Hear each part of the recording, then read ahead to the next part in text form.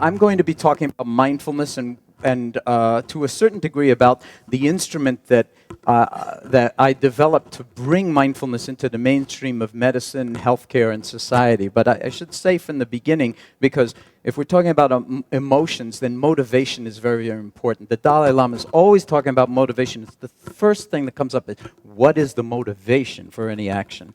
And of course, compassion is a very motivating action, because it is actually the yearning not just to feel something with another person, but to actually help to extend yourself, to move toward them in a way that reduces suffering. And that's an impulse. So my motivation for doing this actually came out of years and years of asking myself deep questions about like what I was doing on the planet and who I was. And so when you start to trace back, well, who are your teachers? And I think a lot of this is very generalizable, because all of us are trying to like figure out, well, what am I really supposed to be doing on the planet?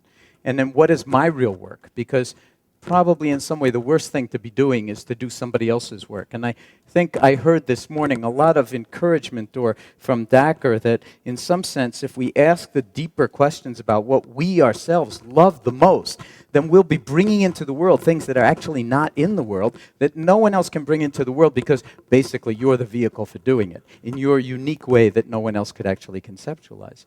So at a certain point, I mean, because of who my father was, and because of who my mother was, and because of my training in science, and because of the fact that my mother was a painter, my father was a scientist, that I got kind of brought into this sort of deep inquiry about the nature of reality, because science has one way of talking about it, art, artistic expression, painting or poetry, music, other ways of talking about it, but so what is the unity of it all? And so even as a child, I was very interested in this, and at a certain point got into science and got into art and languages and poetry and all of that kind of thing. But also sort of just continually asking those deep questions is like, who am I, and what is it that that I would love so much I'd pay to do in the way of work? And another way to put that is, what is my work on the planet with a capital J? And then I get exposed to Buddhist meditative practices through the Zen tradition and so forth to begin with, and I don't want to belabor that because this is just a kind of brief introduction, but I got exposed to ways of paying attention that I had never been taught in school. And if you don't know anything at all about meditation, what it really is it's about paying attention in a systematic way. And for no reason other than to be awake.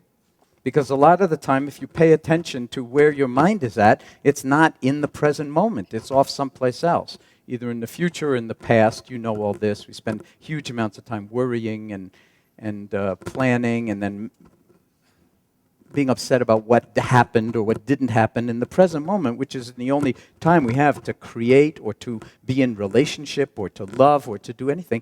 It gets kind of squeezed, and so we're blasting through our present moments to get hopefully to better moments at some point, whether it's the weekend or vacation in the Bahamas or whatever it is, where it'll all fall together. And then of course it doesn't, because it rains and the kids are cranky or sick or you can't go or whatever it is. So the conditions are never actually right for being in the present moment, which is why we don't want to be there so much. I mean, if they were just great, then of course we'd all just be here all the time. But since it's never really satisfactory, we drive ourselves insane, really, trying to rearrange the deck chairs on the Titanic, as opposed to sort of understanding that we're not the Titanic to begin with. So anyway, that calligraphy was the calligraphy for mindfulness. And I just want to say that in Chinese, various ideograms are made up of other ideograms, and the character for mindfulness is made up of the ideogram for presence, that's the top one, like a little hat, over the character for heart.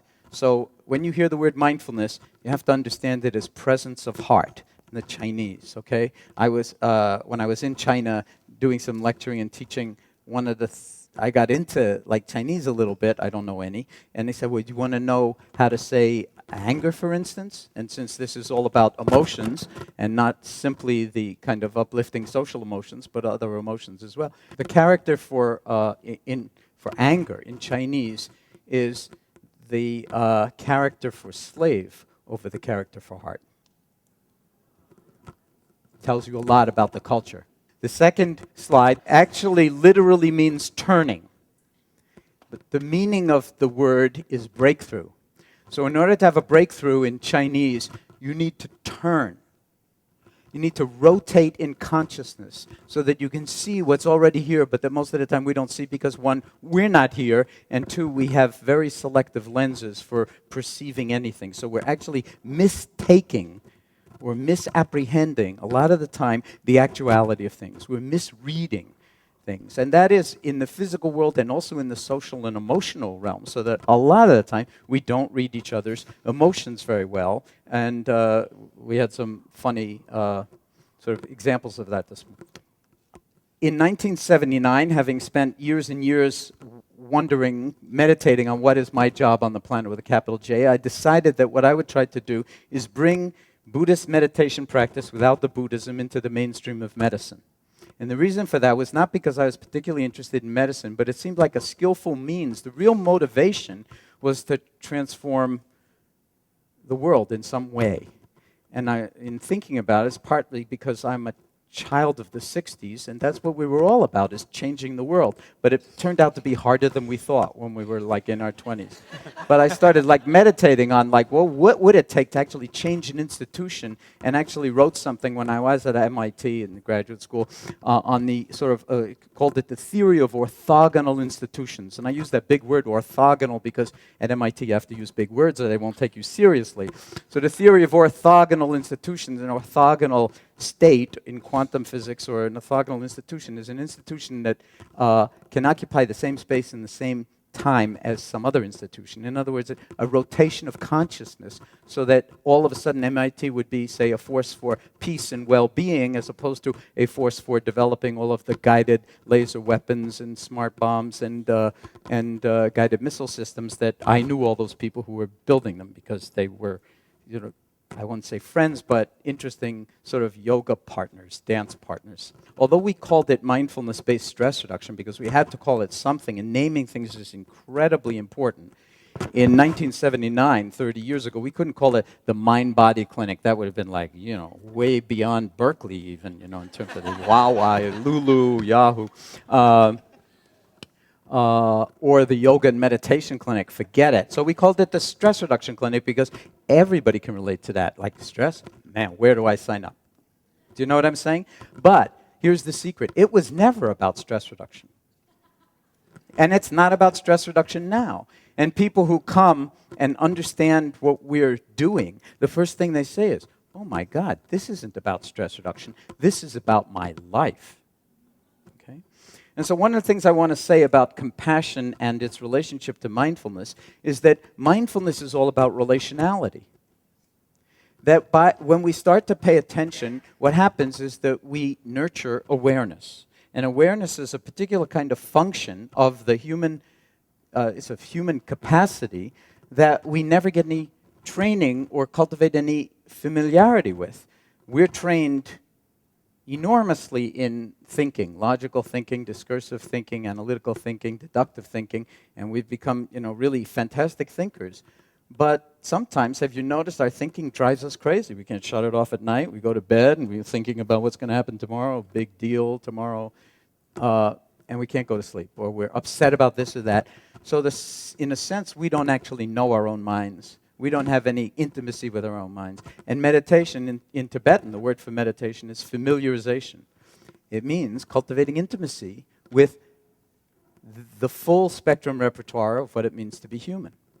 So that means, first of all, you have to show up in the present moment. Second of all, you have to be willing to, in some sense, suspend judgment or take off the lenses through which we see everything, mostly through the personal pronouns, I, me, and mine. Of course, the most important subject in the world, me. So we're all the stars of our own movie, so to speak, and very, very caught up in self-centeredness. And what cultivating awareness does is you begin to realize the awareness doesn't have any center.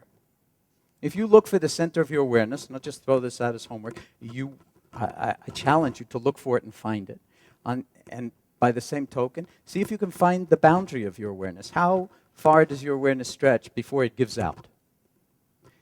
It's in the nature of awareness to not have any periphery or boundary or center. It's just spaciousness itself. and it also has a faculty that is associated with knowing. But it's not limited to conceptual knowing. It's not just thinking. It's not just cognizing. It's a kind of knowing that's directly related to the senses and to experience, and it is what we call first-person experience or subjective experience. It's a kind of wisdom, like we talk about the wisdom of the body, and you don't think about losing it until your father, like in my case, gets Alzheimer's. And here's a super scientist who all of a sudden, doesn't know anything anymore. So all of the knowing, the cognitive knowing and the larger non-cognitive knowing can be lost. And yet, we often don't appreciate that we have it. So part of cultivating mindfulness is actually gratitude, appreciating things at the moment, and recognizing that, as we say to our medical patients who come with all sorts of very challenging medical diagnoses, we say to them, listen, as long as you're breathing, from our point of view, there's more right with you than wrong with you, and we're going to pour energy into what's right with you, and then let the rest take care of itself. It's not really about sitting in the full lotus, like pretending you're a statue in the British Museum. It's about living your life as if it really mattered, moment by moment by moment by moment. And it's all relational, so why not start, as the Buddha suggested, with the body, because it's so close to home, and you can't leave home without it. It's like the American Express credit card, but even cheaper. You don't have to pay exorbitant bank fees. So how about then befriending the body? A lot of us don't want to go anywhere near the body, never mind befriending it. And as, some comedians like to joke, I'm sort of okay for up here, but here I only visit on occasion when the conditions are right, second chakra, whatever it is. But, a lot of the time we don't actually integrate into our bodies.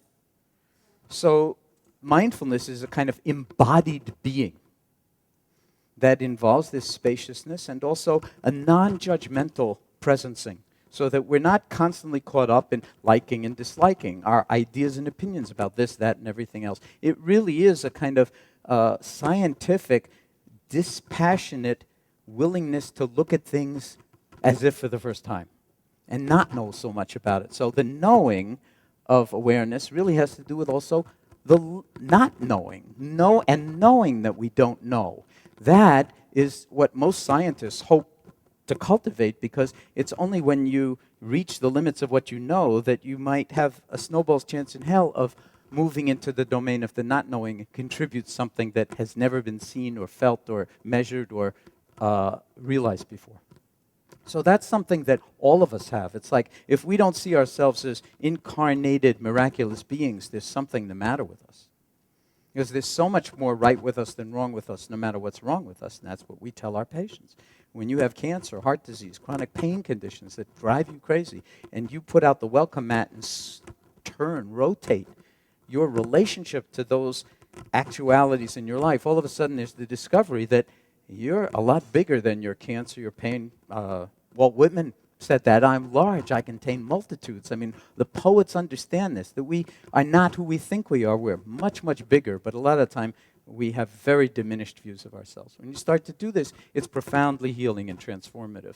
But I shouldn't use the verb doing, because it's more a being than a doing. So we have to, in some sense, the invitation is to drop into being. We're called human beings, but mostly we act like we're human doings, and it can get us into big trouble. Okay, so this is an invitation to actually cultivate that kind of intimacy. Now, it's all relational, so we befriend the body. Whether we like it or not, we befriend it as it is. Whether we have cancer, heart disease, chronic pain, or just feel like we don't weigh what we want to weigh. We work at actually befriending it without it having to change. We're not into fixing. This is radically different from medicine, and medicine itself is realizing it has to change and not merely be into fixing. But to actually, healing is very, very different from fixing. It's, in a sense, allowing the system, the organism, to come to terms with the way things are, and then it rotates very often, and things change in profoundly meaningful ways that no one could ever sort of tell you about. You have to discover or uncover them yourself through your own willingness to engage. Dacher used the word practice this morning, and that's what it means. It's not like rehearsal. It's never rehearsing for a performance. There's never a moment that it's not the performance, only we shouldn't think of it as a performance because it's not an act. It's an enactment of your being. So we're talking about embodied living, embodied presence, and then embodied compassion. Sometimes people can get so into wanting to be compassionate that they actually get into what we call idiot compassion, where they try to be compassionate when it's like not in anybody's interest to be compassionate. It's not true compassion.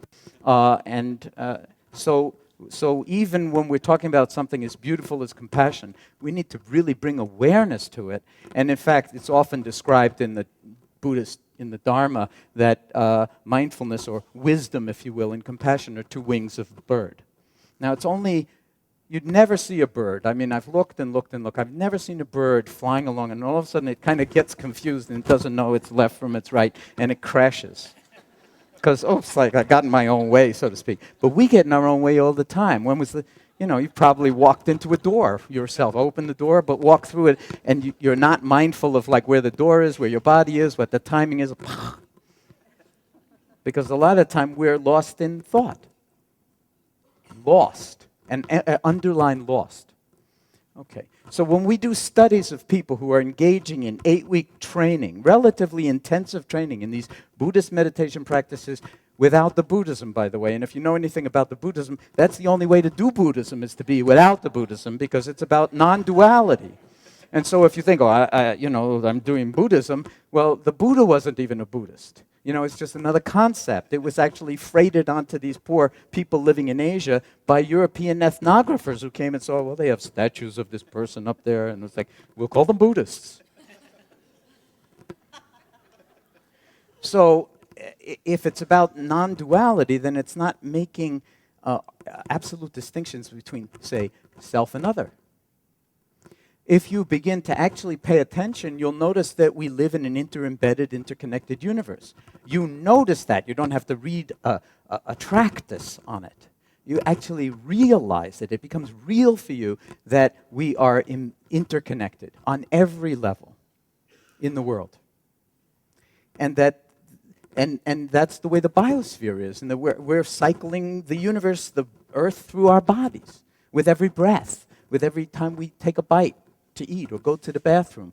And this really is a miraculous cyclical process that we are more or less brain dead to, unaware of. And that's before we get into relationships with others. So you can see the dimensions of danger when you're entering the domain of the social or the emotional without awareness. And emotional intelligence is just another way for saying mindfulness of emotion. And Daniel Goleman, if you push him, will probably agree to that. And you can find it footnoted in Emotional Intelligence. But it has to do with bringing awareness to the various features of the emotional landscape. Not just your emotional landscape, but the emotional landscape of others. To be sensitive to, like when you're trying to get your daughter dressed in the morning, and you're on your 5th dress, and and she's rejected all of them. And you get a little huffy because you have time urgency that she doesn't know anything about, because she's not living in a time world. But you are. And you get a little huffy and you see the look on her face. Then you realize that, like, how much do I need, and I say to myself, I've got to get to this meeting. Maybe you don't need to get to that meeting. How many meetings can you remember that you didn't have to be at in your life? But your daughter will only be that moment, that age, for a very brief time. Can you be there with her fully? So that doesn't mean you should, give up your job, but it means that we cultivate a certain kind of balance when we understand the importance of what we most care about or love. So I've come to realize in my years of practicing formal meditation that to actually take your seat in formal meditation, you could say, is a radical act. First of all, for Americans, it's like non-doing. Come on, I mean, that's anti-American. Shut off your cell phone. Go, oh my God! How would I be connected? We're 24/7 connected, but hardly ever with ourselves, with our body, with our breath, with our awareness. We talked about the vagus nerve. Listen, it's not rocket science. You start to surf on the waves of your breath and drop into your belly, and your vagus nerve will just like, sort of chill out the whole system. It's not like you need to sort of train at this for years and years. The body has this wisdom already. You don't have to cultivate awareness. All you have to learn is to find it, inhabit it. It's like your apartment. It's your house. But, we haven't been inhabiting it. We've been sort of living on the street, lost in thought, homeless. So coming back into the body is like, recovery.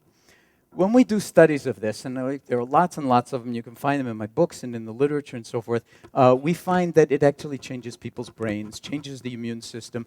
There are shifts in the way emotions are regulated, especially challenging or what the Dalai Lama calls afflictive emotions. And I had a whole bunch of slides of various interesting things to show you about this, but since they're not going to happen, you're not going to miss them. And I'm not either. And that's like non-attachment. In any moment, the universe could be a lot of different ways. But the next moment, it just was the way it was. So can we be in this moment unfolding and allow it to be as it is, rather than get totally uptight because it's not working out the way I, underline the personal pronoun, want it to be? If you just start to bring awareness to the personal pronouns and what we call selfing, it's like, again, a favorite pastime, what's my favorite subject? Myself, of course. Where I'm going, my, success, my failure, my horror, my joys, me, I, my. So as soon as we stop taking the universe so personally and make it so self-centered and so much about me, you get healing. You get transformation of the heart, the mind, the body. These can be measured in many ways. We see shifts in certain areas of precortical functioning, prefrontal cortical activity, from right activation to left activation. That has to do, Dacher was talking a little bit about approach versus avoidance. It has to do with moving more into the approach and less into the rejection, avoidance. And again, much more towards happiness. So more left activation, more happy. More right activation, more agitated, more uptight, more tense. We see those kinds of changes in people in 8 weeks working in a work environment, learning MBSR, training in MBSR. It was thought before that study that was a fixed set point that adults couldn't change. So we can change our brains. We can change our relationship to our emotions. We can change our relationship to the actuality of things in ways that are, in fact, healing. The immune system also responds. There are relationships between shift in immune system and shift in the brain. I could go on and on and on about these things. We also did a study with people with psoriasis, showed that if they're meditating, they heal twice as fast as people who are not meditating while they're getting ultraviolet light treatment for the psoriasis. So let me just try to say one more thing that was part of my assignment. This doesn't just have to do, again, with me or with my own personal health and well-being, whether it's physical or emotional or even spiritual, because in an embedded, interconnected universe, then you can't really separate the emotional from the social. You can't separate self from other. So then from the very beginning, that motivation that I was talking about to shift the bell curve of the society, to actually contribute to changing the world. If you change yourself, you've already changed the crystal lattice structure, so to speak, or the well, that's a good model for it, the lattice structure of the world. Because you are different and you are a part of the world, an intimate, complete whole embedded in a larger whole. So mindfulness has profound implications for social change. It has profound implications for business. It has profound implications for government. Imagine a mindful government. I had a slide of Obama with the Dalai Lama. He's the first mindful president that we've had, certainly in my lifetime, maybe since Lincoln, maybe ever, because I didn't know Lincoln. I didn't watch him on TV or whatever. I haven't met him. But Obama, he's really present. And he's got a lot of different qualities that seem to indicate that he is emotionally balanced, that he's not driven by ego concerns, that he understands how to balance sort of family life and the impossible job that he has. I mean, that there's a certain kind of values that are coming out of him because they're embodied, okay? I'm not trying to put him on some pedestal or make him into some gigantic hero. He may never even heard the word mindfulness. That might be to his advantage. Let him just be who he is and be that way authentically. But there's something about him that seems to be measured, peaceful, that he listens very, very deeply. That's part of mindfulness practice. So that then imagine like a mindful politics. That, where we won't say that the Congress will all of a sudden start meditating and go sitting at Spirit Rock and keep silent, but they're beginning to do that. And I've given talks in Congress and run retreats at Congress, and I have students who are in Congress, and it's happening. It's like coming up through the floorboards. It's also happening in mindfulness in education. It's happening in the Oakland schools here with Laurie Grossman and Richard Schenkman, and probably some of you know that. There are flyers out there about the Dalai Lama hosting a conference, the Mind and Life Institute hosting a conference on education and contemplative practice in Washington, D.C. in October. If you're teachers, I urge you to come or get your supervisors to come to this, because there's some way in which our institutions are failing us, and they need to go through an orthogonal rotation in consciousness so that they remember something like, it's like the kids are important. We should pay attention to them. We should actually meet their emotional needs. How do you do that? It doesn't necessarily even take more money. You know what it takes? It takes presence. It takes presencing. In Tibetan, they call the Dalai Lama Kundan. Maybe you know there was a movie, Kundan. The word Kundan in Tibetan means presence. They call him the presence. Why? Because when he shows up, he's really present. If he's paying attention to you, he's really paying attention to you. He's not scanning the room for more important people to talk to. And you feel it, because the most profoundly healing thing, and this has to do with a lot of what's said this morning, at least in my view, and I think there'll be a lot of studying about, is a sense of belonging. The reason we kill each other and all this tribalism and so forth is that we fall into an us versus them from very early on. And, and all of our religions are really desert tribal religions. And so it's like us versus them, but it turns out them is us. So it's like a little bit strange. If we could drop into what's deepest and best in ourselves, if we could learn how to do that, then we could actually transform the planet as a whole. You could look at the human species. We call ourselves Homo sapiens sapiens. In Latin, that's the verb sapere, which means to taste or to know. So we're talking about the senses and that kind of direct perceiving that we call sort of awareness, knowing. So we're the species that knows and knows that it knows. We don't act that way most of the time. Meta-awareness, meta-cognition, we don't act that way. So maybe we need to learn to grow into that as a species at this moment in time because of the global warming crisis, because of the economic crisis, which is all driven by what the Buddhists call the big three: greed, hatred, and delusion.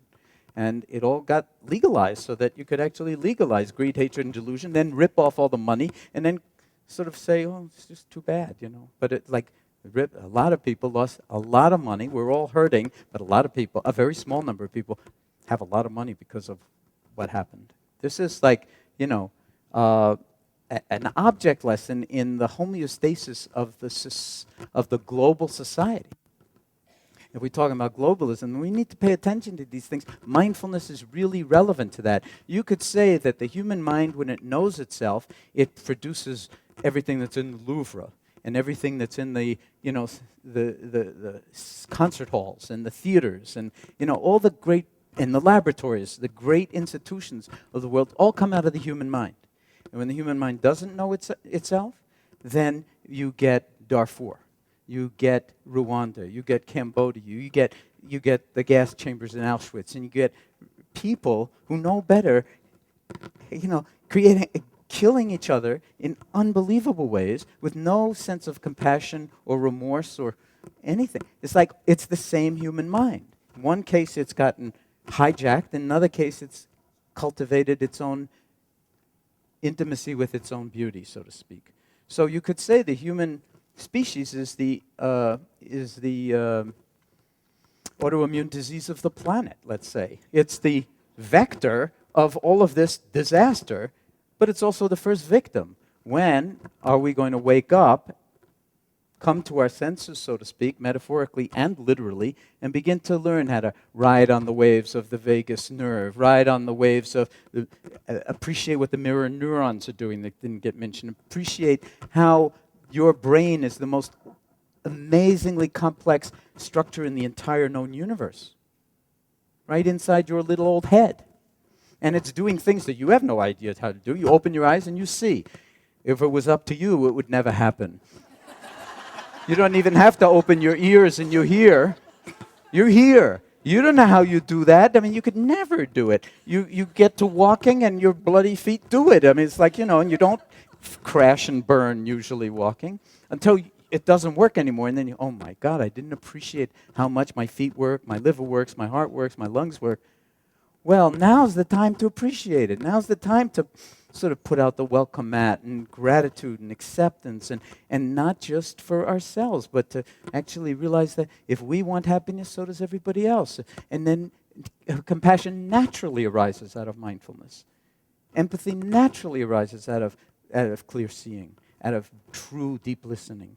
So these are, I'm going to stop here and sort of get, involve ourselves in a dialogue with you and presumably with Dacher as well, because this is just like the tiniest little taste in this period of time. I can't really say any more than this, but to just give you the suggestion that we are sitting, each one of us, on our chairs. If you don't mind my putting it this way, we're sitting on some fantastical resources. I don't mean your butts, but sitting on some fantastical, deep interior resources that we have grown to adulthood without really knowing how to tap into. And when we learn in very simple and beautiful ways how to tap into these deep interior resources, and there's no one right way to do it, so by the way, so it's not like some kind of orthodoxy, and you have to do it Jon Kabat-Zinn's way, or the Dalai Lama's way, or the Vipassana way, or the Zen way, because, truth be known, all of those have a million different bifurcations and different ways and opinions, and sometimes even they forget who they are and get into politics and not thinking we're the best meditators, which is like, obviously, like, you should just, if you have the thought, my meditation's the best meditation, the problem isn't the meditation, it's the my. Big problem. So why don't we just stop here for a moment, and let's take a moment and just drop into the aftermath of what I've just said, okay? Not in thought so much as just feeling it as a kind of somatic vibrational tone in your chest and in your belly, or in your back, or in the carriage of your head on your neck. And maybe without manipulating it in any way, just befriend this breath moving in or out of your body. Because no two breaths are ever the same, and yet we hardly ever appreciate even one. Thank you. And so I think we'll leave it at that and move on to whatever the choreographers have scripted for us as the next stage. Thank you, folks. Today's topic is really about compassion, gratitude, reverence, sort of this appreciation of the moment and of the beauty and humanity. And one of the things, I was joking with a friend at lunch how I'm actually a pretty third-rate meditator. I'm in the minor leagues and never done very well at it.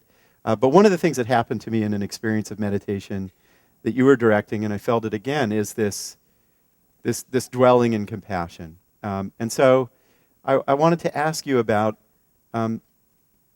how you think about and consider this mindfulness and compassion dialogue or relationship. What is that? There's an awful lot of talk about it. I don't actually think about it that much, to tell you the truth. I try to live it without the words. Yeah. Because I think sometimes the words, carry sort of concepts and beliefs and a lot of evidence and structure, but it's basically a narrative, and it can be very useful to tell ourselves a narrative as we try to conform to a particular kind of recipe or algorithm that we think will make us better. But from the perspective of the non-dual, we're already compassionate. We're good enough as we are. So it's more a question of uncovering our compassion rather than trying to, build it up or something like that. And as I was suggesting in my remarks, as soon as you drop into the present moment and drop a lot of your baggage about what you like and don't like, you see the world as if for the first time. And you might see even your own child as if for the first time. Let's not do something, sort of more advanced, like somebody who's waiting on your table in a restaurant or somebody who's giving you grief and not conforming to the way you need the universe to be. But even with a child, where there's love there, you can easily get out of the compassion space very quickly. You were suggesting that might have happened to you this morning. I mean, or if not one morning, it can happen very easily. That was one of the examples I used. So the way I see it is that mindfulness, that the cultivation of the quality of presence, simplifies things an enormous amount because it allows us to actually embody who we already are, as opposed to construct some alternative identity for ourselves. And who we already are is compassion. All your data is suggesting that it's like the core universal emotion, and that perhaps it's partly because our babies need to be cared for in some very profound way for a very long time. And of course we, in some ways, prefer our babies to other babies, but in a certain way we don't. And even the bonobo and the chimp bring up those kinds of feelings. There's a wonderful quotation from Einstein that's in several of my books about recognizing the entire universe in this way and talking about the prison of our own ideas and opinions when we start to separate things and see ourselves as separated from the universe. He describes it as a prison, and then he says our task must be to free ourselves from this prison by widening our circle of compassion. This is Einstein talking. Widening our circle of compassion to embrace all beings in their beauty. And then he says, nobody is able to achieve that completely, but the striving for such achievement is itself a foundation for liberation. He uses the word liberation and inner security. So that's been the sort of vector that I've always taken. And it's a good sort of way, especially if you think of yourself as a bad meditator, then a shortcut to being a good meditator, in quotes, is just reminding yourself, you just say to yourself, it's already here. It's already here. There's nothing to get. There's no place to go. There's nothing to do. And there's nothing special to attain. Because what's special is already here. It's already attained. And what realizing it means is making it real. And how do we make it real? By being present, then we trust that the knowing is itself inherently compassionate. And if you study Dzogchen and Tibetan teachings on Mahamudra, that's the way they talk. That the spaciousness of the awareness, pure awareness, is compassion. And I wanted you to sort of take a step back. You've been working at this for 30 years and just sort of reflect on, where are we as a culture? Are we moving in a mindful direction? Do you find hope in these developments? Are there threats to this growth of mindfulness? How do you look at this? That's a wonderful question, and I'll start by saying that if you plot the number of papers in the scientific literature that just have the word mindfulness in the title, it's going exponential. And so there really is a sense that something is happening, that there's a level of interest and a confluence between the contemplative streams of understanding and scientific understanding, where they really are complementing each other and taking things to a level that would have been inconceivable, and where these kinds of cross-epistemology dialogues would never have happened 30 years ago. So I see this as a tremendously optimistic sign. Of course, the biggest optimistic sign is that we elected a mindful president. We actually did it. I mean, no one understands exactly how it happens, but when all the votes got tallied, and then, Cheney didn't try to organize the military to refute it. I mean, it was entirely within the realm of possibility in my mind that they weren't going to allow power to dissipate that quickly to people who are obviously out of their minds, because they care about empathy and compassion.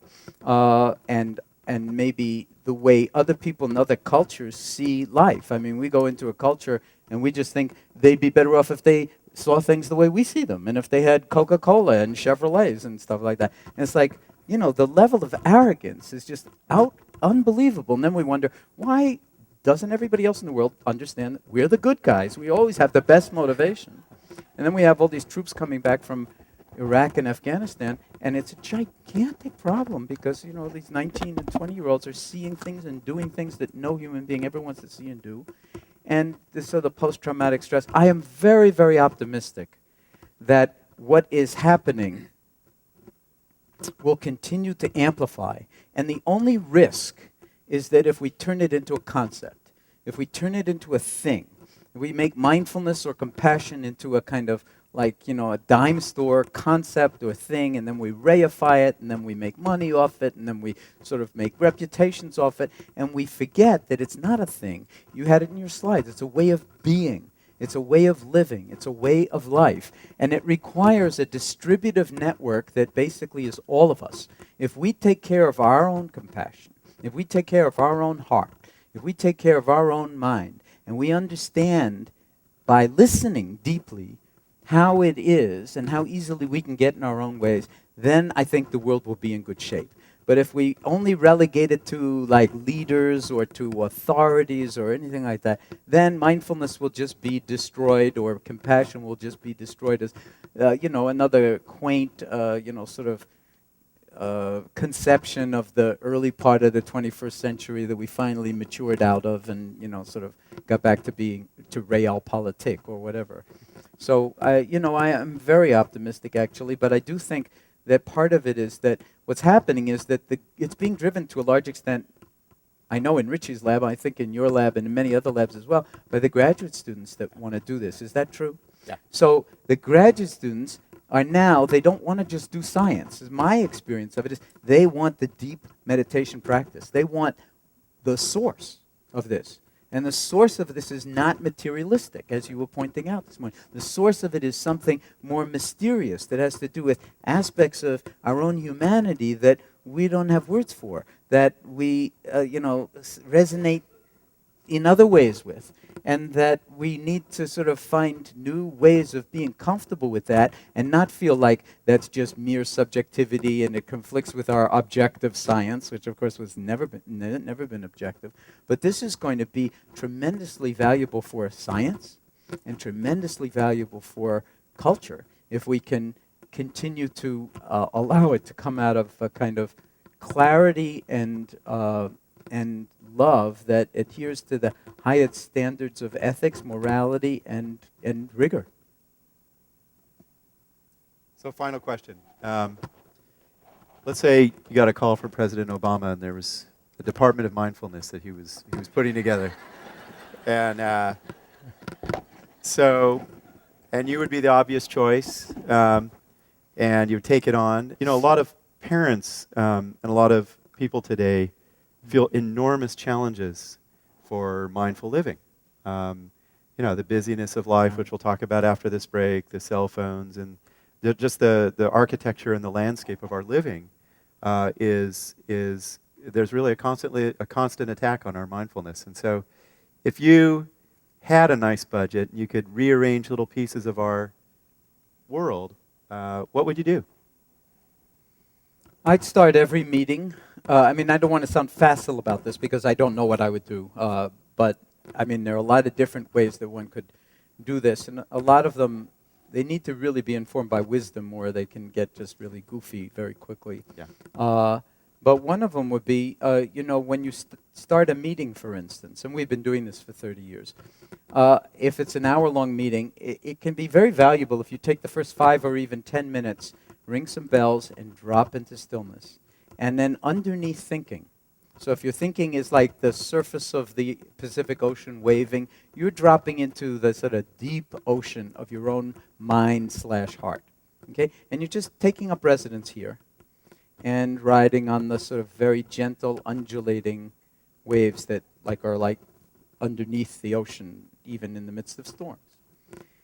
5 or 10 minutes of that by the clock, and then 50 minutes of dialogue can have a much more fruitful outcome in terms of a meeting of minds and hearts, even over very, very difficult issues, than if you just go right in with your thinking minds and your adversarial competitive views.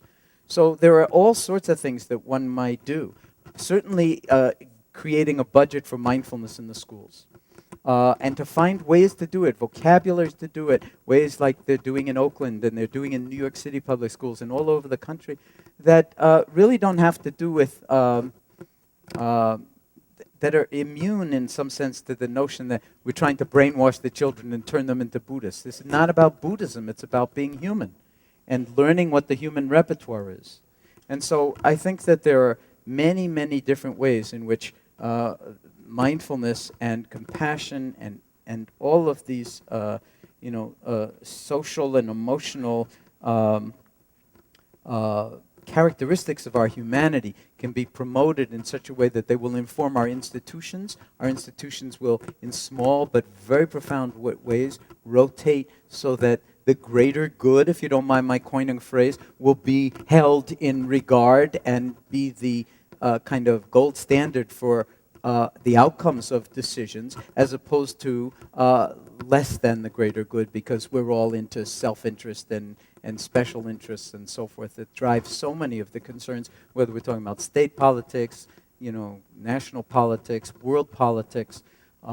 There's a new possibility here, and I don't think, again, that any one person can be like mindfulness czar of the United States. It is a distributive function. What we need to learn about politics is we all have to, maybe for the first time, take responsibility for being planetary citizens.